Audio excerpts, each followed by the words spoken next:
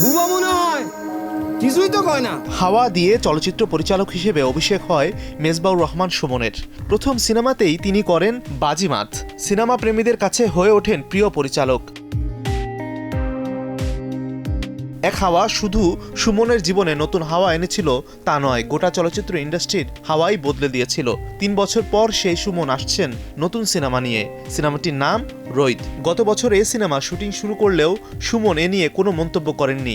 জানিয়েছিলেন সবকিছু জানানো হবে আনুষ্ঠানিকভাবে। অবশেষে এলো সেই আনুষ্ঠানিক ঘোষণা। 16ই ডিসেম্বর বিজয়ের দিনে এক অনুষ্ঠানের মধ্য দিয়ে ট্রেলার প্রকাশ করে ঘোষণা দেওয়া হলো রোহিত সিনেমার। মুক্তির আগেই এটি বাংলাদেশের চলচ্চিত্রের জন্য বয়ে এনেছে এক ঐতিহাসিক আন্তর্জাতিক অর্জন।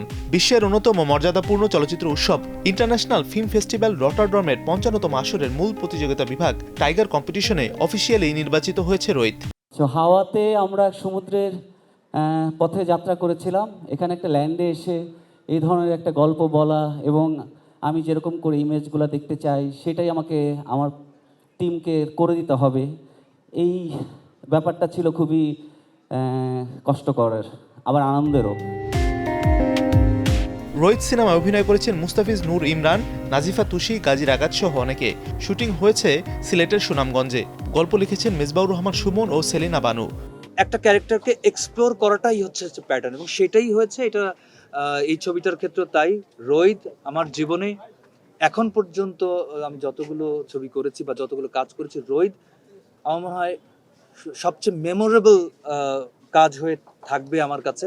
এই প্রথম আমি কোনো একটা চরিত্র করেছি যার কোনো নাম নাই, এটা বলে দিলাম আগের থেকে। তো ওই চরিত্রের সাইকোলজিতে থাকা এত সহজ না, কারণ দেখতে মনে হয় সহজ কিন্তু এটা যখন করতে যাই তখন সেটা অনেক ডিফিকাল্ট। আমি বলবো যে হাওয়া তো অবশ্যই আমার জীবনে একটা গুরুত্বপূর্ণ কাজ, আমার প্রথম অভিনয়, আমি যেখানে as an actor different character explore করি। তারপরেও আমি কাজ করেছি কিন্তু সেগুলো রিলিজ হয়নি। এবং তারপর তো রোহিত, সো রোহিতের জার্নিটা আসলে